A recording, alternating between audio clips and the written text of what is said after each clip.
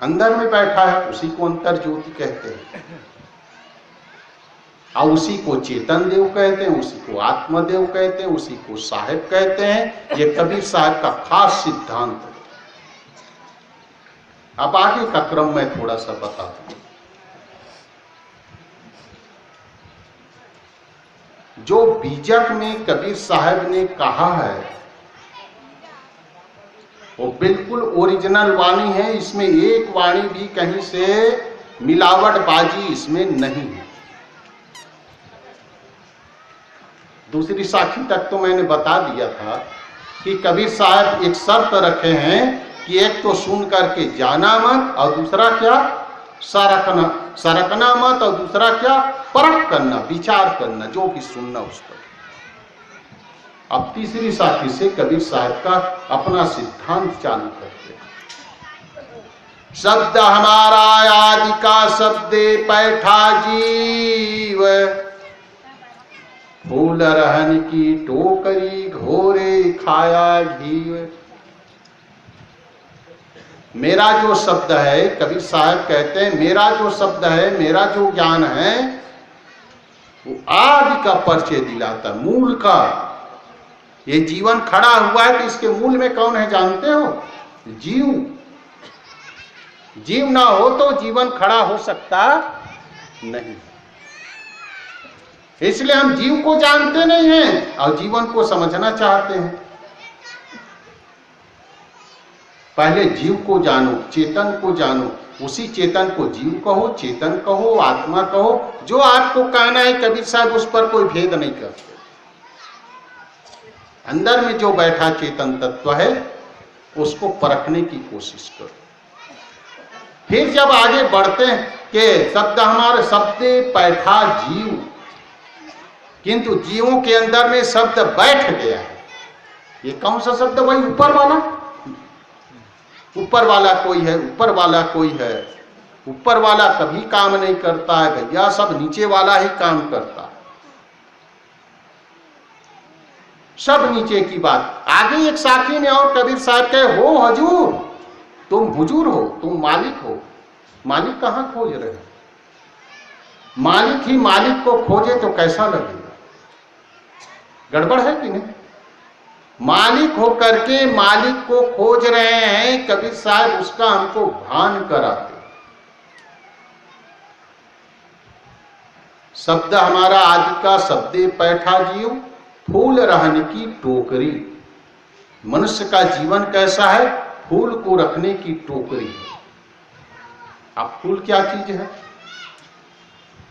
फूल है सद्गुण वाला, अच्छे अच्छे विचार। साधु ऐसा चाहिए जैसा सूप सुभाए, और सार सार को गही रहे थोथा दे उड़ाए। ये कबीर साहब का सिद्धांत है। साधु चाहे जैसा हो ऐसा नहीं, चाहे जो कहता हो मान लो नहीं, उसमें से सार सार को ले लो। सब कथा, जो कथा भागवत करने वाले आते हैं उसके भी पूरे पूरे झूठ नहीं बोलते। देखिए कबीर साहब भी जो वेद शास्त्र उपनिषद है उसकी चर्चा इसमें किया है, किंतु उसका सार तत्व का चर्चा किया है। आदि साखी कबीर की चार वेद का जीव। कबीर साहब की आदि साखी से ही चारों वेदों का बात कबीर साहब कह देते।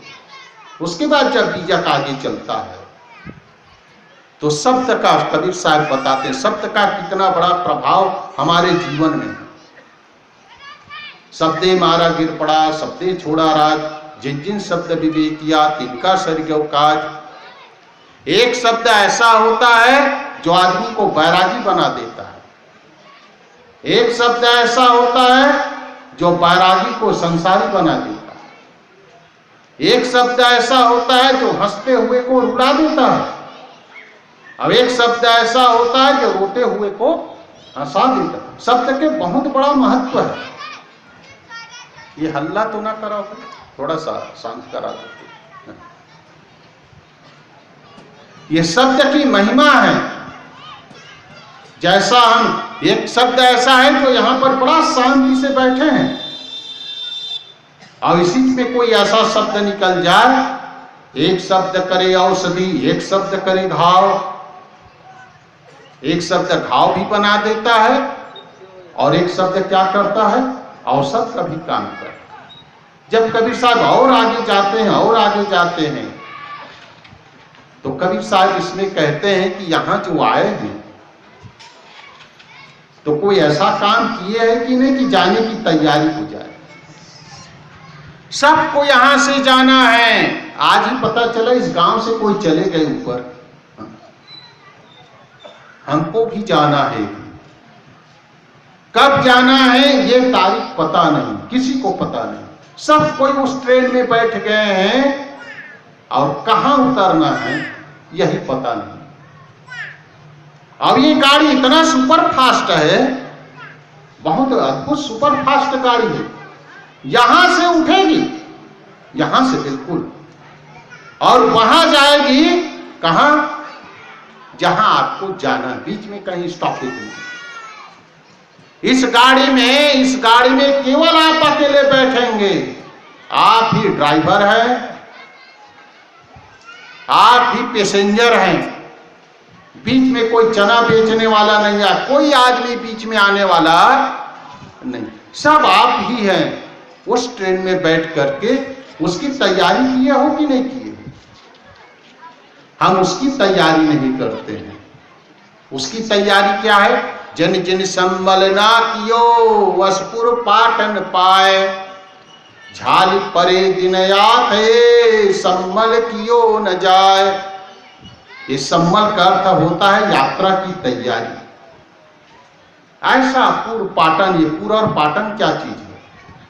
पूर्व और पाटन कहते हैं, पूर्व मतलब होता है जैसे रायपुर, बिलासपुर, जगदलपुर। पूर्व मतलब होता है शहर और पाटन मतलब होता है बाजार। कबीर साहब के समय में दिन में ही बाजार खुलते थे। अब आजकल तो लाइट वाइट हो गया ना, तो रात में भी 24 घंटा बाजार खुला रहता है। किंतु देखिए इस कबीर साहब के माहौल को देखिए। कबीर साहब कहते हैं जब दिन था और शाम हो जाएगी, बाजार बंद हो जाएगा, तो आप कुछ खरीद नहीं सकते। ऐसे ये जीवन है। अभी एकदम तंदुरुस्त हो, बिल्कुल दिन में जवान हो, आपके इंद्रियां मजबूत है, शरीर मजबूत है, हर चीज मजबूत है, तब आप भजन भक्ति कर लो। कई लोग कहते हैं आखिरी में करेंगे, बुढ़ापा में। बुढ़ापा में कुछ होने वाला नहीं है भैया। बुढ़ापा में तो सब लेने वाले तैयार होंगे। आप लोग एक कथा सुने होंगे कि एक सेठ था, उसके 4 लड़के थे, बहुत बड़ा, सबके लिए अलग अलग बंगला बना दिया, सबको बढ़िया रख दिया। और सेठ क्या था, अपने लिए भी कुछ रखा था। तो जिस मकान में, जब मकान बना, पहले तो क्या है, लोग जब मकान बनाते थे खुदे बनाते थे ना, मोटा मोटा मिट्टी का मकान, खुदे दीवार बनाया था। तो उस दीवार में क्या किया था, सोना चांदी गहना और कुछ था उस दीवार में, ऐसे कि चोर लोग चुरा के ना ले जाए कह के वैसे कर दिए थे। बच्चे लोग छोटे थे उसके, इसलिए उन लोगों को इतने पता नहीं चल। और उसी रूम में अपना निवास रखा था। कौन? वो सेठ जी। जब वो जाने की तैयारी हो गई, बिल्कुल अब जाना कब है, ये कहीं कहां नहीं जा सकता, उसको बिल्कुल लकवा जैसे मार दिया। कईयों को लकवा नहीं मार देता, घर रह जाते हैं, बोल नहीं पाता था बेचारा, उनको लकवा मार दिया, जीत को इशारा से बात करता। जब पता चला गांव के लोगों को, अरे भाई सेठ जी को लकवा मार दिया है, चलो भाई मिलजुल लेते हैं, कितने दिन का मेहमान है, कह नहीं सकते। तो कुछ लोग उसको शिक्षा दिए जाते समय। सेठ जी 4 लड़के को तो बहुत बहुत इधर सब कर दिए, पूरे एरिया में आपका नाम है, किंतु आपने कभी दान धर्म कुछ नहीं किया। आज सुबह एक जगह चर्चा हुई थी, एक के घर बैठने गए थे। जो हम कर्म करते हैं ना, वो आज का फल है। कर्म और पुरुषार्थ क्या चीज है? प्रारब्ध और पुरुषार्थ।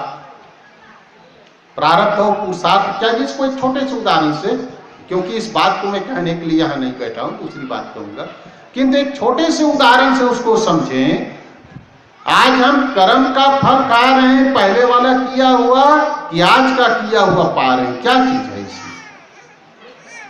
आपके घर में घड़ा में पानी हो, एक उदाहरण मैं कहूं, आपके घर में घड़ा हो जिसमें पानी आधा उसमें भरा हो, और आज आपने सुबह उसमें फिर से उसको पूरा भर दिया, खाली नहीं किया, उसी में और आपने डाल दिया। अब ये बताइए, आप उसमें से 1 गिलास पानी लेते हैं, 1 गिलास, तो आज का पानी पीते हो कि कल का?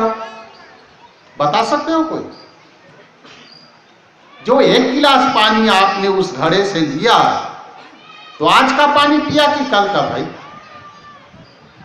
नहीं बता सकते, इसको बताना बड़ा मुश्किल। ऐसे ही हमारे कर्मों का ये समूह चल रहा है, खजाना।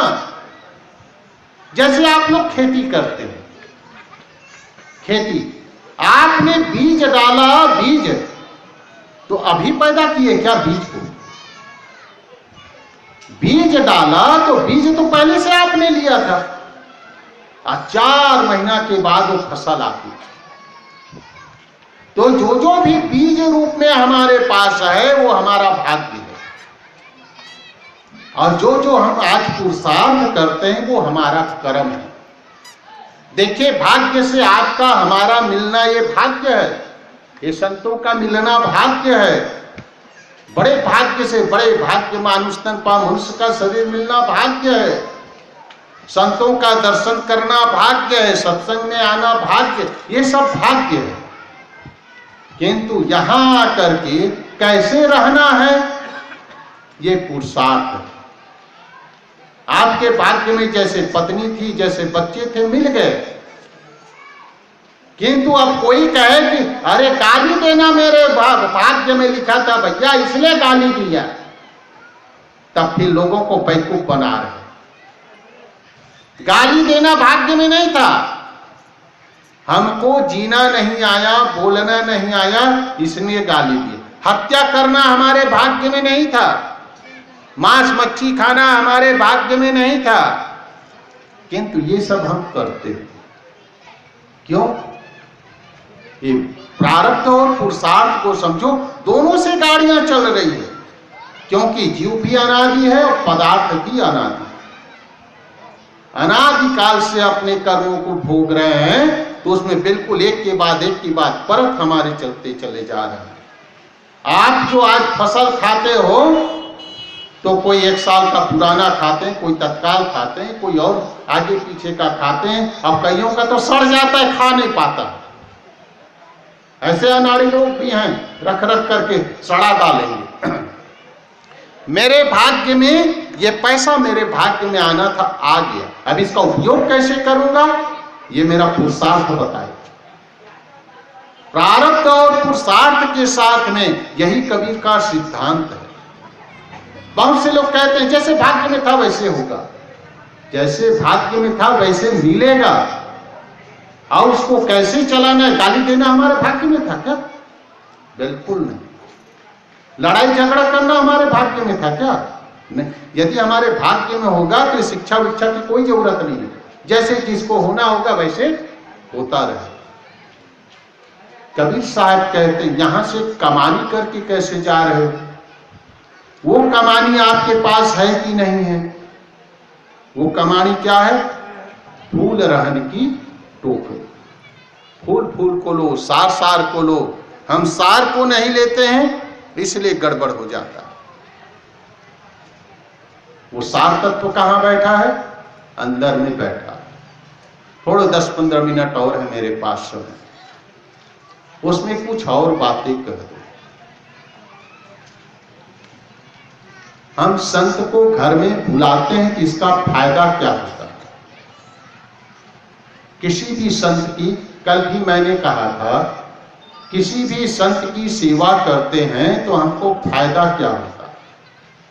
कई जगह प्रश्न उठा था। इस बार जब प्रोग्राम की बातें आई थी तब मैंने कहा था कि साहब जी, हाँ, मैंने भाई को कहा था इस साल आप जब एरिया में पूरा दुष्काल है, मतलब अकाल है, तो प्रोग्राम ना रखो। किंतु प्रोग्राम रखा गया और बहुत बढ़िया प्रोग्राम रखे आप लोग, सबके सब बहुत बढ़िया कर रहे हैं। और सचमुच आज मैंने एक सोचा, इस पर चिंतन किया, तो हर काम दुष्काल है, अकाल है, इसके बावजूद भी सब काम आप करते हैं, कोई काम छोड़ते नहीं। कभी आपने सुना है कि अमुक आदमी इस साल दुष्काल है इसलिए अब बीड़ी पीना छोड़ दिया? ऐसे सुने हो कभी? साहब अब इस साल दुष्काल है, अब बीड़ी इस साल नहीं पिए। कहीं सुने? और ज्यादा फूकेगा। कभी सुने हो इस साल दुष्काल है इसलिए अब शराब नहीं पिएंगे? सब काम आप करते। दुष्काल है फिर भी गणेश जी आपके घर में आया होगा, 11 दिन तक उसके नाम से जितने भी आपको भजन भक्ति करना था किया। और देवी जी भी आए होंगे, अभी कभी गई है दुर्गा मैया, वो भी कितने दिन तक रहे, 9-10 दिन तक वो भी रहती है। किंतु प्रतीक उपासना के लिए, प्रतीक उपासना के लिए हम समय निकालते हैं, पैसा निकालते हैं, और सत्संग के लिए हम पैसा नहीं निकालना चाहते। सत्संग एक ऐसा माध्यम है, हमारे कबीर साहब ने कहा, यदि जीवन का कल्याण करना है तो सत्संग ही एक ऐसा माध्यम है। हम सत्संग नहीं कर पाते, इसलिए ज्यादातर हम भटकते रहते हैं। अब सत्संग किसको कहते हैं? जहां सत्य की चर्चा होती है उसको सत्संग कहते हैं। बिल्कुल बेकार बेकार की कथा कहानी कहते जाए उसको हम सत्संग नहीं कर सकते। जीव मर्म जाने नहीं अंध भया सद जाए, बादी द्वारे दादन पावे जन्म जन्म पछताए। कबीर साहब कहते हैं कि जीव जो है, सामान्य आदमी है, वो मर्म जानता नहीं। मर्म मतलब होता है राज, राज मतलब मर्म, रहस्य। ये हम लोगों को, इस भेष वाले को महाराज क्यों कहते हैं पता है? महाराज, अरे महाराज जी, राज मतलब होता है मर्म, रहस्य। अब महाराज मतलब महारहस्य को, महामर्म को जो जानता है, महाभेद को जो बताता है, वो महाराज कहलाता है। कबीर साहब बड़ा उदाहरण देते हैं कि जीव मर्म, जीव बेचारा सामान्य जीव मर्म को जानता नहीं है। अब किसके पास जाते हैं? वादी द्वारे दाद न पावे। वादी समझते हो? वादी प्रतिवादी, इसको मैं बता दूं। पहले राजा महाराजा होते थे, आजकल तो वकील और जज और क्या क्या इतना हो गया। वकील किसके लिए था? कि जो अन्यायी है उसको सजा दिलाने के, और जो बेचारा बेकसूर है, जिसके साथ में गलत हो रहा है, उसको न्याय दिलाने के लिए जज और वकील की जरूरत पड़ती। आजकल वकील लोग क्या कर लिए? पैसा के बल पे जो हत्यारा है उसको छुड़ाने के काम में लग गए। अब ये कौन सा वकालत है भाई? बहुत से यहाँ के एक से एक नामी नामी वकील लोग आतंकवादियों का वकील बनते हैं, जो हजारों सैकड़ों आदमी को मार डाला, उसका वकील बनते, उसको छुड़ाना चाहते हैं। देखो ये निर्दोष है, तुम्हारे ऊपर राष्ट्रीयता भी नहीं की। इतना पढ़ लिख करके, वकालत पढ़ करके भी राष्ट्रीयता नहीं आई, लोगों के ऊपर दया नहीं आई। एक हत्यारा को छुड़ाने के लिए न्याय के अन्याय कर रहे हो। ये पढ़ाई लिखाई काम नहीं देगा। तब आपको कैसा लगता है? अरे यार, इसके साथ में न्याय नहीं हुआ। न्याय तो होना चाहिए। यही बात कबीर साहब कहते हैं, जब कोई गुरु के वादी द्वारे, द्वारे मतलब गुरुद्वारा में जब कोई व्यक्ति जाता है, इसका उदाहरण पहले है, जब राजा के दरबार में जब कोई आदमी जाता है और वहां जो अपना फरियाद नहीं लगाता है, फरियाद करने वाले को वादी कहते हैं। और जिसके ऊपर फरियाद किया है उसको प्रतिवादी कहते हैं। जब कोई आदमी राजा के पास जाता है न्याय के लिए और राजा न्याय नहीं करता है, तब आदमी पछताता है। यही दशा भी क्यों कहा है कबीर साहब ने? ये कहा है गुरुओं के साथ। गुरु के पास जाते हैं जिज्ञासु कोई प्रश्न लेकर के, हे गुरुदेव इसकी क्या बात है, तब गुरु भी गोल गोल बातें कर देते हैं, उसका उत्तर सही देते नहीं। कैसे एक उदाहरण सुना दूं, कैसे कैसे हमारे शास्त्रों में वर्णन है। ये समुद्र का पानी खारा क्यों है जानते हो? आप लोग जानते हो समुद्र का पानी खारा क्यों है? एक पंडित जी के पास एक जिज्ञासु एक जीव गया, हे पंडित जी बताइए समुद्र का पानी खारा क्यों है? तो हमारे पुराणों में वर्णन है, आज आप पढ़ते हैं अलग है, किंतु पुराण में जो वर्णन है उसकी बात कर रहे। उसमें वर्णन क्या है समुद्र का पानी खारा क्यों, कैसे हमको निर्णय नहीं मिलता इसकी बात में उदाहरण दे रहा। समुद्र के लिए कहा गया है अगस्त ऋषि, हमारे भारतवर्ष में एक ऋषि हो गए अगस्त ऋषि। वह पहला आदमी है जो विदेश जाता है इस भारत का ऋषि। तो वो क्या करता है, समुद्र से जो जल का देवता है उससे कहता है हमको वहां जाने के लिए जगह दीजिए। तो कई जगह प्रतिबंध नहीं होता है, वहां नहीं जा सकते। तो जल का देवता नहीं नहीं नहीं, आपको हम उधर जाने का परमिशन नहीं दे सकते। तो दोनों में बड़ा खंचा खींची हुआ लड़ाई। तब वो क्या है, अगस्त ऋषि को बहुत गुस्सा आया। देखिए मैं अपने घर की कथा नहीं कह रहा हूं, पुराण की कथा कह रहा हूं। जब अगस्त ऋषि को बहुत गुस्सा आया तो क्या किया, सारे समुद्र के पानी को पी गया। समुद्र के पानी को, कितना समुद्र होता है गुजरात आना देख लेना, यहां तो समुद्र है नहीं।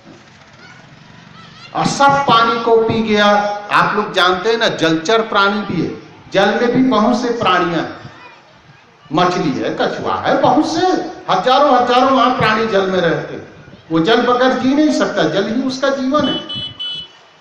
जब वो सारे पानी को अगस्त पी गया तो जल के प्राणी तड़पने लग गए, हे भगवान हे भगवान।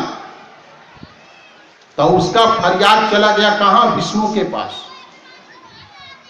और वहां से फिर आदेश देता है अगस्त ये क्या तूने अनाड़ी का काम कर रहा है यार, है?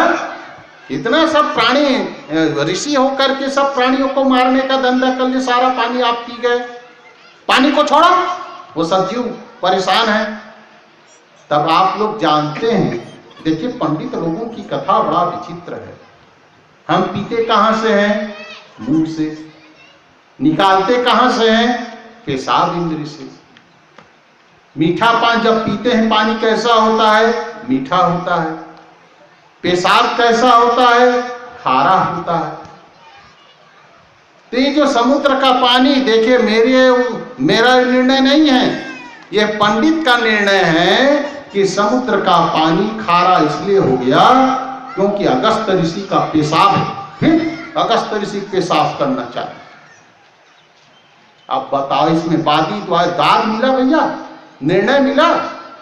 इतना पानी कोई पी नहीं सकता है, और कोई पिएगा तो इतना कोई पेशाब कर नहीं सकता है। अब कर रहे हैं निर्णय, कर रहे हैं। गणेश जी की कथा भी वैसे है। गणेश जी की कथा क्या है, देखिए हम किसी का खंडन नहीं कर रहे हैं, कोई ये मत समझना कि मैं खंडन कर रहा हूं, हम विवेक कर रहे हैं। विचार करो उस पर, ये सही है कि गलत है। गणेश जी के लिए कहा जाता है कि पार्वती जी अपने मैल से उसको बनाया। ये जो बहनें हैं, आप लोग कभी रगड़ रगड़ करके नहाती है तो कितना मैल निकलता है, 1 किलो 2 किलो 4 किलो निकलता है कुछ मैल। अभी अकल तो कम से कम पंडित लोग भी लगाए होते, किसी कथा का रचना कर रहे हैं। और वो भी इतनी खूबसूरत पार्वती, कहाँ की, कैलाश पर्वत की पुत्री, इतनी खूब गोरी लड़की। वैसे हिमालय तरफ के लोग जितने पाकिस्तानी वगैरह और सब गोरे गोरे होते हैं, वो जलवायु का रिवाज है, जलवायु का। अब उसके इतना वो क्या हुआ, इतना बड़ा वो मिट्टी का वो बना डाला अपने मैल से, विश्वास में बैठता भी। चलो मैल से बना भी डाला, और शंकर जी को कहा जाता है त्रिनों लोक का जानकार है, उनके साथ लड़ाई होती है, गला काट करके फेंक देता है, और इतनी देर तक वो नहा ही रही है। कौन? पार्वती। अब पता नहीं पहले बाथरूम हो, उसका घर ही नहीं था तो बाथरूम कहां था, यही समझ नहीं हो। अब वहां नहा, उसको पता नहीं चला, आ करके रोती है। तब क्या करते हैं, वो कथा है कि उसकी जगह हाथी को मार करके उसके, अब हाथी कितना बड़ा होता है भैया, उसका सिर, कभी ऑपरेशन हो सकता है ऐसा? ये कथाकार लोग गलत गलत ढंग से इसकी कथा करते हैं, जबकि इसकी हकीकत क्या है मैं बता दूं। गणेश जी की पहली पूजा क्यों होती है?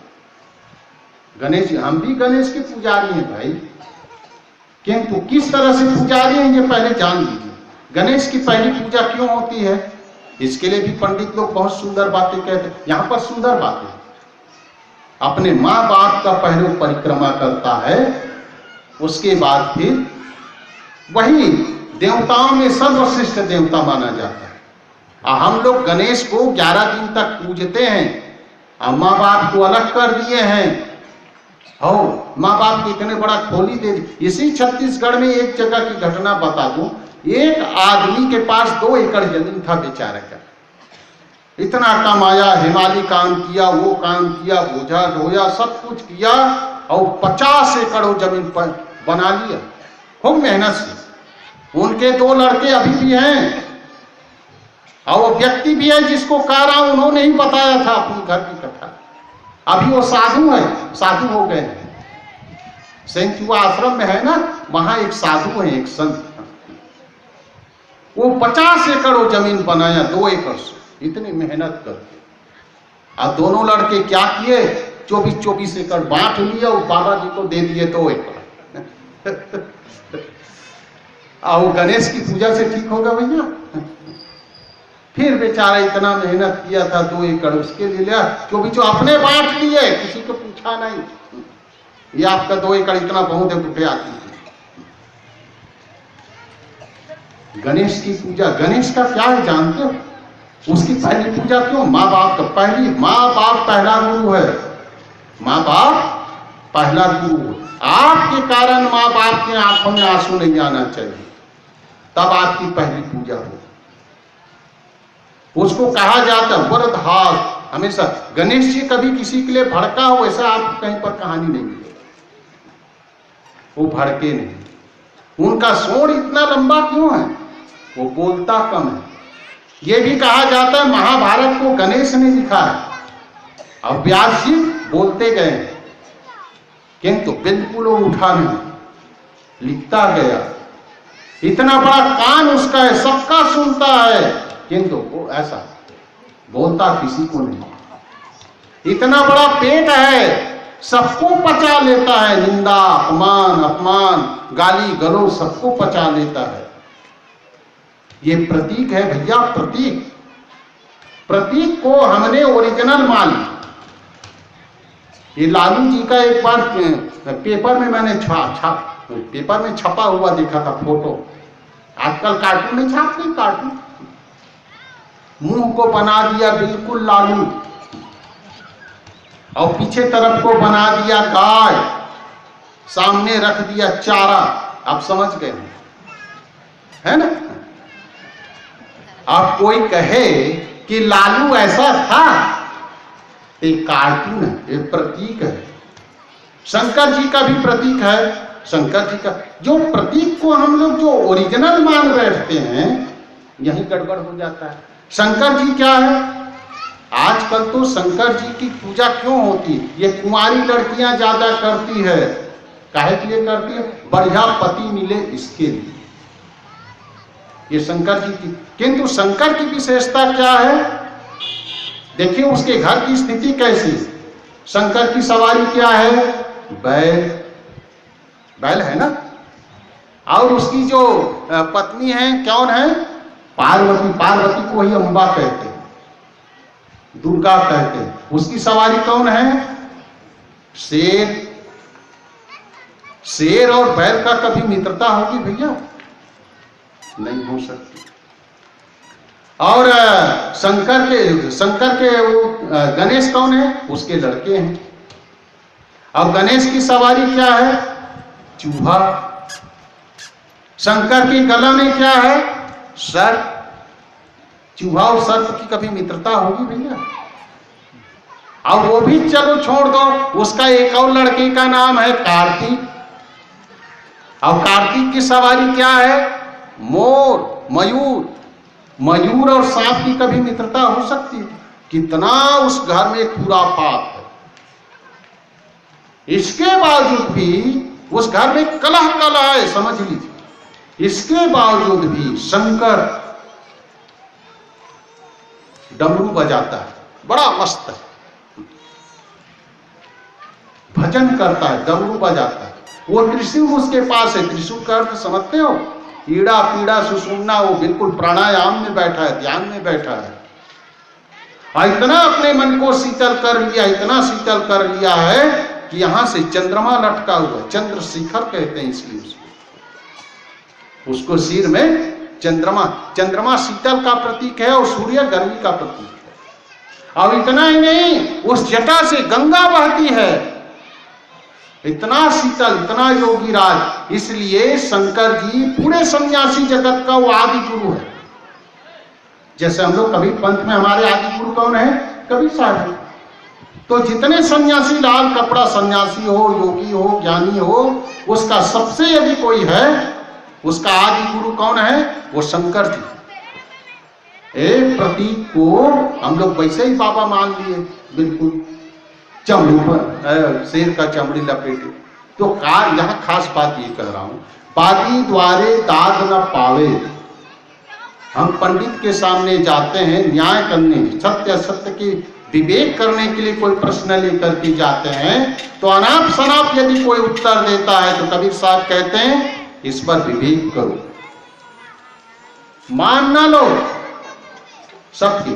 कबीर साहब के बारे में भी अनाप शनाप महिमाएं बढ़ाती चले गई। हम कबीर पंथी होकर के अपने घर में भी यदि सफाई नहीं करेंगे तब भी हमारा कल्याण नहीं होगा, याद रखिए। हम सब कबीर पंथी हैं। हमारे यहां भी कारण कार्य व्यवस्था की बातें होनी चाहिए, खाली महिमा महिमा वाली चीजों से नहीं। महिमा से कभी किसी आदमी का कल्याण नहीं होता है। किससे कल्याण होता है? सत्य को समझने से कल्याण होता है। सत्य कहाँ है? परम सत्य अंदर में बैठा है। ये कबीर साहब का मूल सिद्धांत है। समय बिल्कुल हो चुका है लगभग। आप लोगों ने मेरी बातों को बहुत ध्यान से सुना। पहली बार इस गांव में आया, फिर भी इतने तादाद में आप लोग मुझे प्यार दिए, सुने, समझे। और कभी बुलाओगे हम फिर से मिलेंगे।